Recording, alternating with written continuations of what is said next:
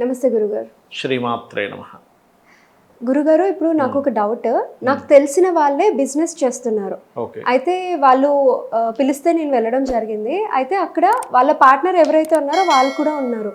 నా డౌట్ ఏంటి అంటే, ఎవరైతే బిజినెస్ చేస్తున్నారో వాళ్ళు ఆల్రెడీ జాతకం అది చూపించుకొని ఒక ముహూర్తం అనేది పెట్టుకొని పూజ చేసుకుంటున్నారు. కానీ ఇక్కడ పార్ట్నర్ ఎవరైతే వస్తున్నారో వాళ్ళది కూడా చూడాల్సి వస్తుందా? బిజినెస్ అన్నప్పుడు జాతకాలు పార్ట్నర్ వాళ్ళే కూడా చూడాల్సి వస్తుందా అనేది ఒక డౌట్. మీరేమంటారు? ఖచ్చితంగా చూడాలమ్మా. ఫస్ట్ ఆఫ్ ఆల్ ఏంటంటే, ఎవరైనా ఏదైనా బిజినెస్ చేసేటప్పుడు ఫస్ట్ రూల్స్ ఏంటో చెప్తాను. పాయింట్ నెంబర్ 1, వాళ్ళకి బిజినెస్ యోగం ఉందా లేదా. బిజినెస్ యోగం లేకపోతే మీరు ఎన్ని బిజినెస్లు చేసినా మీకు కలిసి రాదు.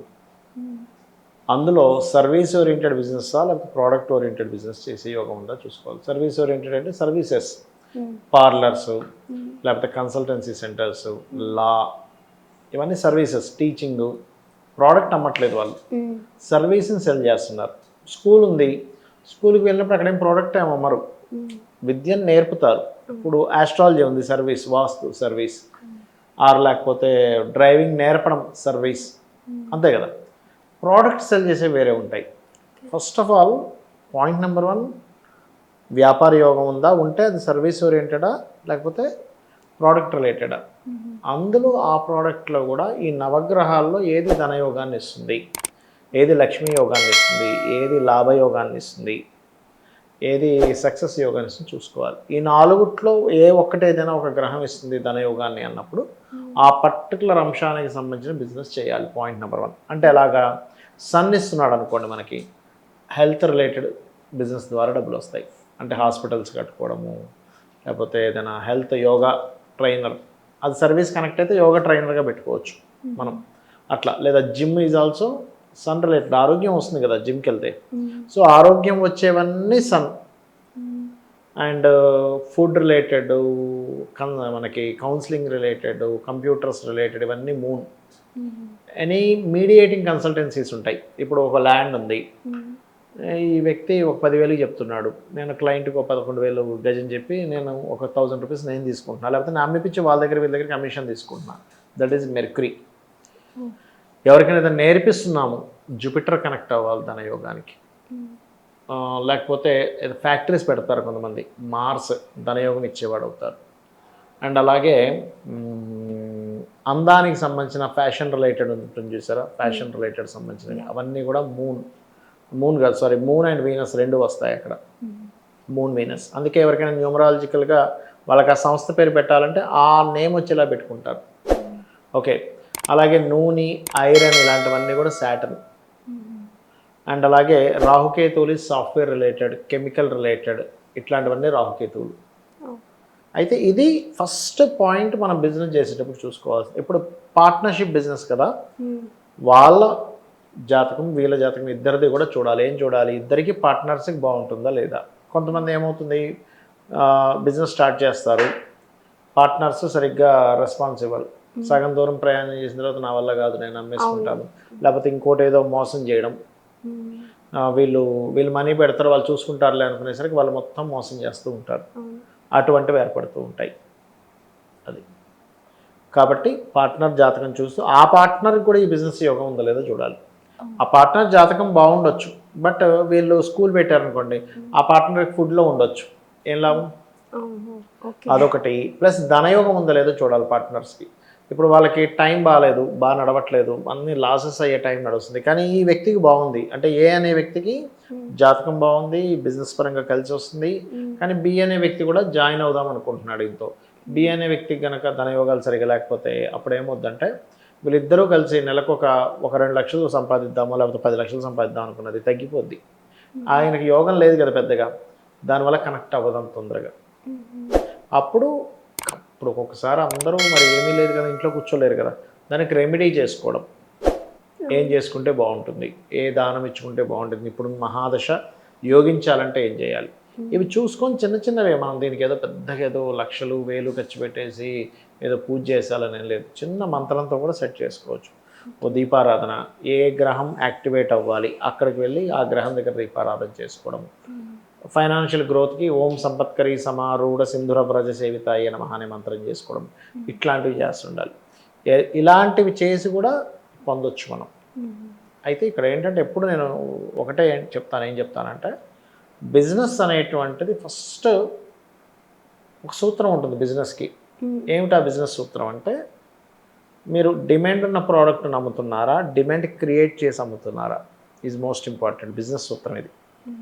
డిమాండ్ ఉన్న ప్రోడక్ట్ ఆటోమేటిక్గా అమ్ముడుపోతుంది, దానికి మీరు కష్టపడక్కర్లే. డిమాండ్ క్రియేట్ చేయాలంటే ఎలా చేయాలి ఒకటి.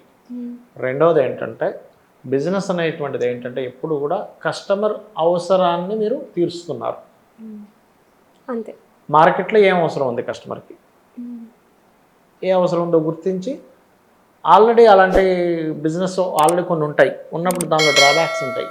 వేరే వాడు ఏదో ఒక ఎలక్ట్రికల్ వస్తువు ఏదో ఉంది, దాంట్లో ఈ ప్రాబ్లం ఉంది అని కస్టమర్స్ అందరికీ తెలుస్తుంటుంది. కానీ ఆ ప్రాబ్లం లేనటువంటి దాన్ని మనం క్రియేట్ చేయగలిగితే మీ ప్రోడక్ట్ బాగుంటుంది. మూడవది ఏంటంటే ఎప్పుడూ కస్టమర్ అనేవాడు ఇంక దేవుడే, అది కంప్లీట్గా మైండ్లో ఫిక్స్ అవ్వాలి. అట్లా ఫిక్స్ అయితేనే మీకు ఆటోమేటిక్గా కలిసి వస్తుంది. అలా ఫిక్స్ అవ్వలేదు, ఏదో మోసం చేసేద్దాం. మీరు కస్టమర్ ఎప్పుడు కూడా డబ్బులు ఎక్కువ ఉందా తక్కువ ఉందా అని చూసేవాళ్ళు తక్కువ మందే ఉంటారు, కానీ ప్రోడక్ట్ బాగుందా లేదా అనేది చూస్తారు. మనం ప్రోడక్ట్ కనుక మంచిది ఇవ్వగలిగితే ది బెస్ట్ బిజినెస్ మ్యాన్ అంటాం. ఎంత ఎక్కువ క్వాలిటీ ఇస్తే అంత బెస్ట్, అంత బాగుంటుంది. మీరు మనీ కోసం చూసే వాళ్ళ కంటే కూడా క్వాలిటీ కోసం చూసే వాళ్ళు ఉంటారు. డబ్బులు పెట్టినా నాకు మంచిది కావాలనుకునే వాళ్ళు దీంట్లోకి మీరు వెళ్ళాలి. కానీ ఏదో కల్తీ ఏదో ఒకటి అమ్మేద్దాం ఇలాంటి వాళ్ళు కొనే వాళ్ళు కూడా ఉంటారులే, ఏదో ఒకటి అమ్మేద్దాం అనుకుంటే మీరు అక్కడే ఉంటారు. ఇక్కడ ఏమవుద్దంటే ఎలాంటి అమ్ముతే మీరు ఆ రేంజ్కి మీరు వెళ్తారు. అది ఓకే, ఇవి పాటించాలి. ఇంకోటి బిజినెస్ పెట్టుకునేటప్పుడు కూడా ఒక సమ్ నేమ్స్ పెడతాం కదా, అది మీరు బిజినెస్ పెట్టే సంస్థ వర్గుకి సెట్ అవ్వాలి, ఆ పేరు మీ పేరుకి సెట్ అవ్వాలి. మీ పేరులో ఉండే మొదటక్షరం, బిజినెస్ పేరులో ఉండే మొదటక్షరం వర్గు సెట్ అవ్వాలి. సెట్ కాకపోతే కూడా మీ బిజినెస్ సెట్ కాదు. ఈ జాగ్రత్తలన్నీ తీసుకోవాలి. సమ్ టైమ్స్ బిజినెస్ మీకు కలిసి వస్తుంది, కానీ ఈ పర్టికులర్ టైం కలిసి రాదు. ఒక 3 months ఆగి చేయాలని, 6 months ఆగి చేయాలని ఉంటుంది. ఇలాంటివి నిజంగా పనిచేస్తున్నాయా లేదా అని చెప్పి నేను కావాలని ప్రయోగం చేసి లక్షలు పోగొట్టుకున్నా, కావాలని చేసి కూడా. నా ఓన్ చెప్తున్నా, అంటే శాస్త్రంలో ఇలా ఉంది, ఇక్కడ చేయకూడదని ఉంది. సరే చేస్తే ఏమవుతుంది, కస్టమర్కి మనం ప్రయోగం చేయించలేం కదా, మనం నువ్వు పెట్టి చూద్దాం అని అనలేం కదా, వాడిని ఎట్లా పోగొడతాం, మనమే పెట్టాలి, మనమే పెట్టి చూడాలి, ఏం చేస్తే చూద్దాం అప్పుడు స్ట్రక్ అవుతుందో లేదా. అట్లా నేను ప్రయోగాలు చేసి, అంటే శాస్త్రం ఇప్పుడు రీసెర్చ్ చేయాలి కదమ్మా, చేసి ఇదైంది సక్సెస్, నాకు అర్థమైంది కూడా అది ఎట్లా అనేటువంటిది. సో అందుకని నేను కాన్ఫిడెంట్గా చెప్పగలుగుతాను ఎవరైనా వస్తే కూడా. అది చాలా సంతోషం గురుగారు. ఇప్పుడు బిజినెస్ చేసి అంటే పార్ట్నర్స్ని జాయిన్ చేసుకొని బిజినెస్ చేసే ప్రతి ఒక్కరికి ఇప్పుడు ఈ మధ్య దీని గురించి ఆలోచిస్తున్నారు. ఎగ్జాక్ట్లీ. అయితే ఆల్రెడీ బిజినెస్ పెట్టుకొని లేదా పార్ట్నర్షిప్ ఎవరైతే పార్ట్నర్కి వస్తారో వాళ్ళ జాతకం చూపించలేకనో ఇట్లాంటి బాధలతో కూడా చాలా మంది ఉంటారు. అంటే దానితో వచ్చిన నష్టాలు వాళ్ళకి ఏంటో మనకు తెలియదు. ప్రశ్న వేసుకోవచ్చు. అప్పుడు ప్రశ్న వేస్తే ఆ పార్ట్నర్ ద్వారా మీకు లాభం ఉందా లేదా. నాట్ ఓన్లీ బిజినెస్లో అంటే ఎప్పుడు డబ్బులు సంపాదించే లాభాలనే కాదు, పార్ట్నర్ అనుకూలంగా ఉంటాయి, కొంతమంది ప్రతికూలంగా ఉంటారు. వాళ్ళు అర్థం చేసుకోవాలి సిచ్యువేషన్స్ని, అనుమానిస్తూ ఉంటారు. వీళ్ళకేమో ఇంత కష్టపడే వాళ్ళకి అరే ఇదేంది మనం ఇంత కష్టపడుతుంటే ఈయన అనుమానిస్తున్నాడు ఏంటి అనిపిస్తుంది. అది అంత ఈజీ కాదు. ఒక డెసిషన్, ఇద్దరికి ఒక డెసిషన్ నచ్చదు ఒక్కోసారి.